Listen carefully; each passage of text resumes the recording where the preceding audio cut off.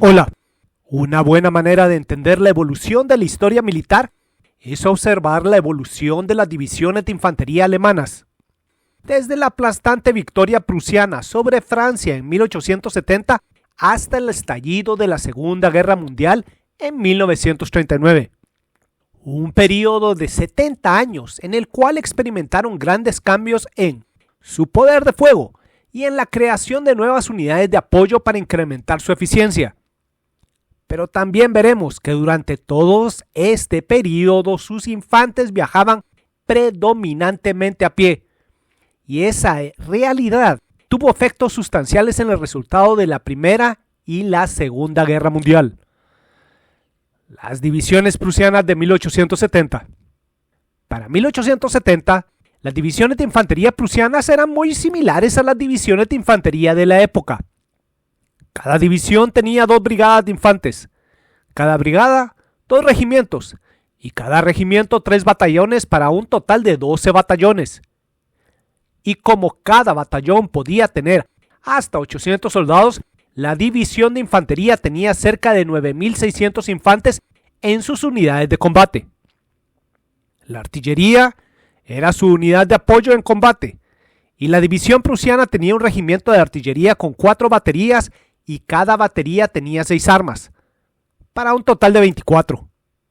En este momento la infantería prusiana estaba equipada con el fusil de aguja Dreyse, capaz de disparar 5 disparos por minuto. Este fusil era un arma aceptable, pero ya no era la más moderna. Ese honor tenía que ser dado a los chassepot franceses, mientras que la artillería prusiana tenía los novedosos cañones de retrocarga de la familia C-61 y C-64, que podían disparar unos 10 proyectiles por minuto. Esta era la artillería más moderna de la época. Mientras que las restantes unidades de apoyo incluían a una compañía de ingenieros, una agrupación de intendencia encargada de suministros y logística, incluyendo las panaderías de campaña, y una unidad médica con ambulancias a caballo. Incluyendo a todas las unidades de apoyo y a las de mando, la división tenía cerca de 12.000 hombres. Ahora, quiero concentrarme en el siguiente dato. Para 1870, la gran novedad era el uso de trenes. Las divisiones de infantería eran transportadas en trenes hasta el teatro de operaciones. Pero una vez desembarcadas las piezas de artillería y los suministros, todo esto era transportado en carretas y en 1.200 a 1.500 caballos, mientras que todos los infantes marchaban hasta su destino, como lo había hecho la infantería desde el inicio de la historia. Divisiones de infantería de 1914. 40 años más tarde, al inicio de la Primera Guerra Mundial en 1914, la estructura de las unidades de infantes de combate era la misma para tener un total de 12 batallones. Solo que ahora cada batallón tenía un poco más de tropa. Eran 880 hombres para un total de 10.560 en las unidades de combate. Pero además, ahora cada regimiento tenía una compañía de ametralladoras con 6 armas Maxim MG-08, para un total de 24 de esas novedosas armas por división.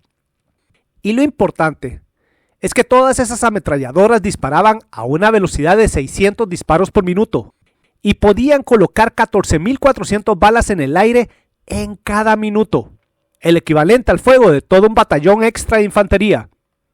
Y también la artillería recibió nuevas armas. Ahora era una brigada, con 4 batallones de artillería en total, y esa gran agrupación tenía un total de 72 piezas, 54 cañones de 77 milímetros y 18 obuses de 105 milímetros. Y finalmente, sus unidades de apoyo también se incrementaron. Ahora era un batallón de ingenieros, todo el equipo de intendencia y su unidad médica, más una compañía de comunicaciones. Y además, un escuadrón de caballería, este último para efectuar misiones de reconocimiento y cobertura. En total, ahora la división tenía a 17.500 hombres. Y la motorización ya estaba comenzando.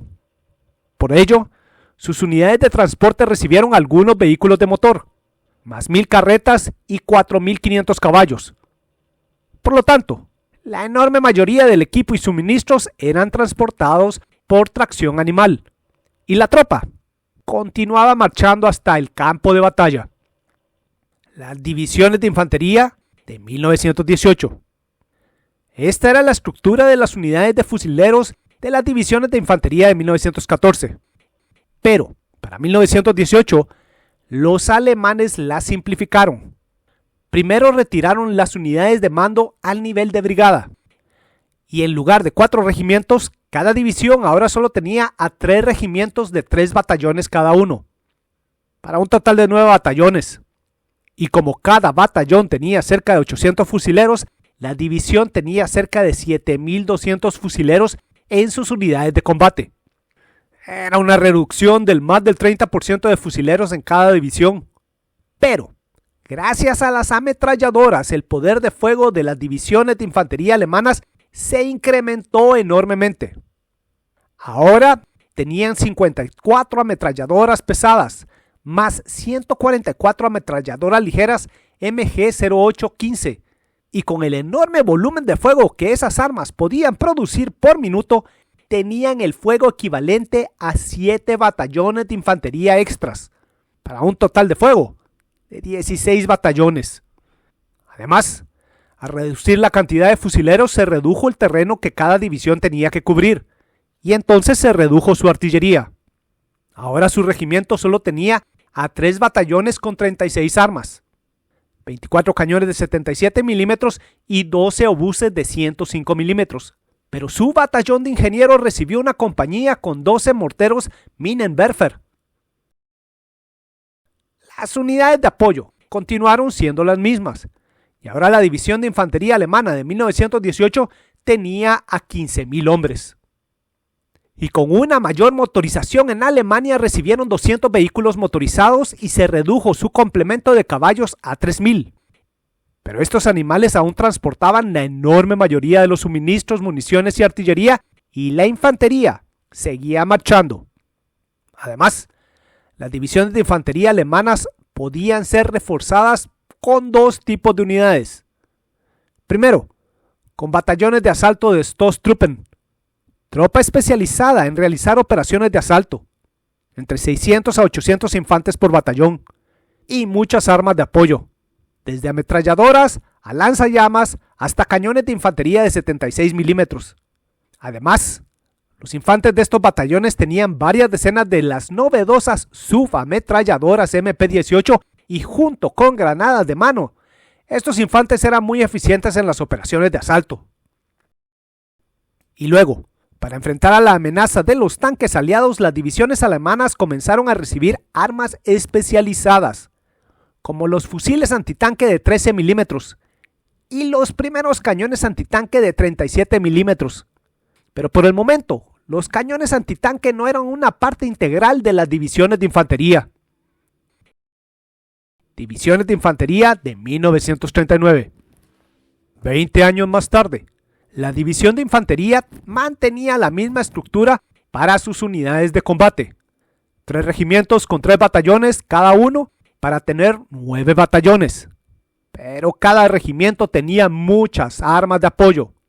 Una compañía de ametralladoras pesadas, una compañía con 18 morteros de 81 milímetros y una compañía con 8 cañones de infantería. Y también los batallones de infantería recibieron muchas armas de apoyo. Así que ahora, en las unidades de combate, hallamos a 9.900 hombres. Los infantes tenían al nuevo fusil de cerrojo Karabiner 98K.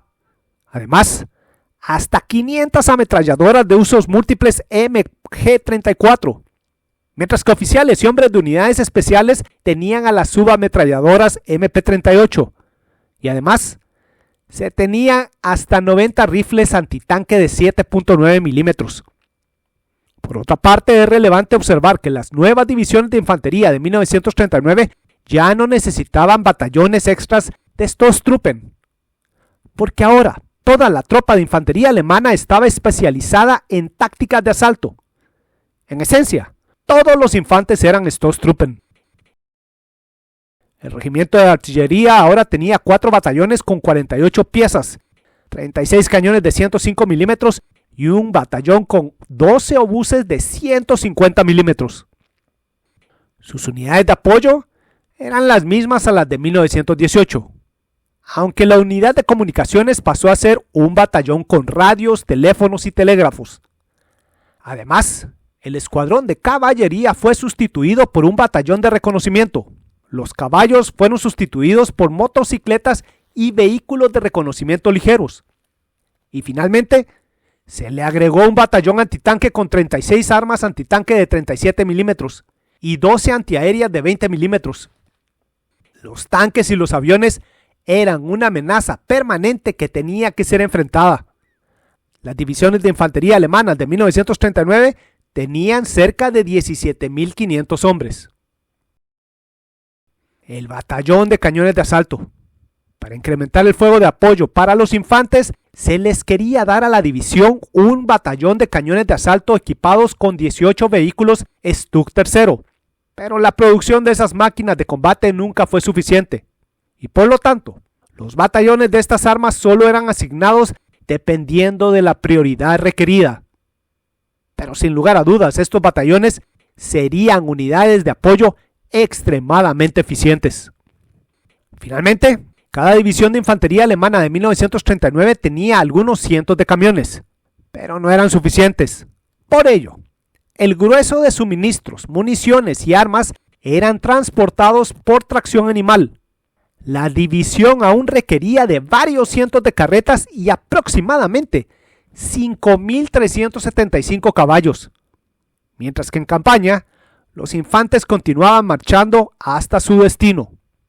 Algo que no se menciona suficiente es que durante la Segunda Guerra Mundial, más de la mitad de todos los tipos de divisiones alemanas eran de infantería. Para el 1 de septiembre de 1939 eran el 65.6% del total. Para el 22 de junio de 1941 eran el 71.8%. Y para 1943, el punto álgido de las Fuerzas Armadas Terrestres Alemanas era el 64.1%. Y este es un dato muy relevante. Desde 1870 a 1939. A grandes rasgos, esa fue la evolución de las divisiones de infantería alemanas. En cada etapa podemos observar cómo más y mejores armas fueron dadas a esas formaciones. Y más unidades de apoyo fueron agregadas. Pero la gran constante en todo ese tiempo es que en campaña los infantes marchaban hasta su destino, mientras que toda su impedimenta era movida en caballos, carretas y luego en algunos camiones. Durante la guerra franco-prusiana, esa realidad no fue un problema. Prusianos y franceses arribaron en trenes a sus puntos de concentración y a partir de ese momento marcharon en la zona de combate. Pero como los prusianos trajeron a la lucha enormes ejércitos, arrollaron a los franceses, aunque a costa de graves pérdidas. Luego, en 1914, todo el plan del general Helmut von Moltke era destruir a los ejércitos franceses con un enorme movimiento envolvente efectuado a gran velocidad, para caer sobre el flanco abierto enemigo antes que los franceses lograran movilizar a sus enormes reservas. Y las divisiones de infantería alemanas marcharon a la mayor velocidad posible. Pero eso no fue suficiente. Los franceses tuvieron el tiempo suficiente para movilizar a sus reservas y a tropa de otros sectores. Y mientras algunas unidades usaron trenes, otras arribaron en vehículos de motor al campo de batalla o a pie, y los alemanes fueron detenidos. 4 años más tarde, los alemanes lanzaron sus ofensivas de verano de 1918, y con sus excelentes tácticas de asalto perforaron en poco tiempo a los sistemas defensivos británicos y franceses. Y luego las divisiones de infantería alemanas se lanzaron a explotar las brechas y fueron capaces de avanzar hasta 50 kilómetros dentro del territorio aliado. Pero nuevamente, gracias al uso estratégico del sistema ferroviario francés, los aliados fueron capaces de traer rápidamente a sus reservas a los puntos amenazados, y las divisiones alemanas fueron detenidas. En 2 ocasiones, los alemanes fueron detenidos porque su tropa marchaba hasta su destino. Más tarde, los alemanes entraron a la Segunda Guerra Mundial con todas sus divisiones de infantería con la tropa de la misma forma, aún marchando hasta su destino. En el mejor de los casos, esas grandes formaciones solo podían avanzar a razón de 15 a 20 kilómetros diarios. Y ese era un enorme contraste con la movilidad de las divisiones Panzer y las divisiones de infantería motorizadas alemanas, porque estas formaciones estaban completamente motorizadas. Para 1939, una división de infantería motorizada alemana tenía 2.700 vehículos de motor y de estos, 1.200 a 1.500 eran camiones para transportar a toda la tropa, todos los suministros, municiones y equipo pesado, lo que le permitía operar a gran velocidad en terreno apropiado, junto a las divisiones Panzer. Y así, tras crear una brecha, esas divisiones eran capaces de avanzar a razón de 80 a 100 kilómetros diarios. Así eran capaces de penetrar rápidamente el territorio enemigo y crear una enorme confusión entre los defensores para derrotarlo. Pero también tenemos que reconocer que con cada día de avance que pasaba, las divisiones de infantería alemanas iban quedándose más y más atrás. Y esa realidad terminaría siendo un enorme problema. Conclusiones. En este video estamos viendo la enorme importancia de la industrialización para que una nación pueda pelear en guerras. Por una parte, por cerca de 70 años los alemanes fueron capaces de crear más y mejores armas para que sus divisiones de infantería pudieran proyectar una gran cantidad de fuego. Pero cuando los vehículos de motor hicieron su debut, su industria automotriz enfrentó graves limitaciones y este sería un enorme problema. Para la guerra franco-prusiana, aún no existían vehículos con motores de combustión interna. En esos días, todos los ejércitos se movían con una combinación de viajar en trenes y marchar. Para 1914 y 1918, la combinación de trenes y marchar continuaba siendo la norma. Pero lo relevante es que los aliados aprendieron a usar la enorme infraestructura ferroviaria francesa para llevar rápidamente de un punto a otro a sus reservas, y así poder enfrentar amenazas, y lograron derrotar a las ofensivas alemanas en esa guerra. Para 1939 ya se habían experimentado enormes avances en la producción de vehículos de motor, en particular en Estados Unidos y en Gran Bretaña. Pero la industria automotriz alemana no estaba a la altura de producir vehículos de transporte en masa. Entonces los alemanes se concentraron en motorizar a sus divisiones Panzer y a sus divisiones de infantería motorizada. Y con efectivas tácticas de asalto, esas divisiones pasaron a ser una enorme punta de lanza con la cual lograron derrotar a sus enemigos durante los primeros años de la guerra. Pero luego, la falta de motorización para sus divisiones de infantería se convirtió en una enorme debilidad. Solo un paréntesis. La falta de motorización de la infantería no fue un problema exclusivo de los alemanes. Los franceses en 1940, los soviéticos, los italianos y los japoneses, ninguno de ellos tuvo durante la guerra suficientes medios de transporte para sus divisiones de infantería. Todas estas agrupaciones arribaban por tren o por barco a la zona de campaña y de allí su tropa viajaba a pie. En contraste, para la segunda mitad de la guerra, británicos y estadounidenses ya tenían suficientes vehículos para que sus divisiones de infantería fueran completamente motorizadas. Esto les daba a las mismas una gran ventaja en velocidad y flexibilidad operacional, mientras que los soviéticos resolvieron su problema de motorización usando a sus tanques como medios de transporte para la enorme masa de infantería que les acompañaba en las operaciones de explotación. Y precisamente a partir de 1943, cuando los alemanes pasaron a una postura defensiva, un enorme problema para ellos es que más de la mitad de su ejército eran divisiones de infantería con una movilidad muy limitada. Y por lo tanto, cuando eran creadas brechas en sus sistemas defensivos, a las divisiones de infantería se les dificultaba enormemente reaccionar.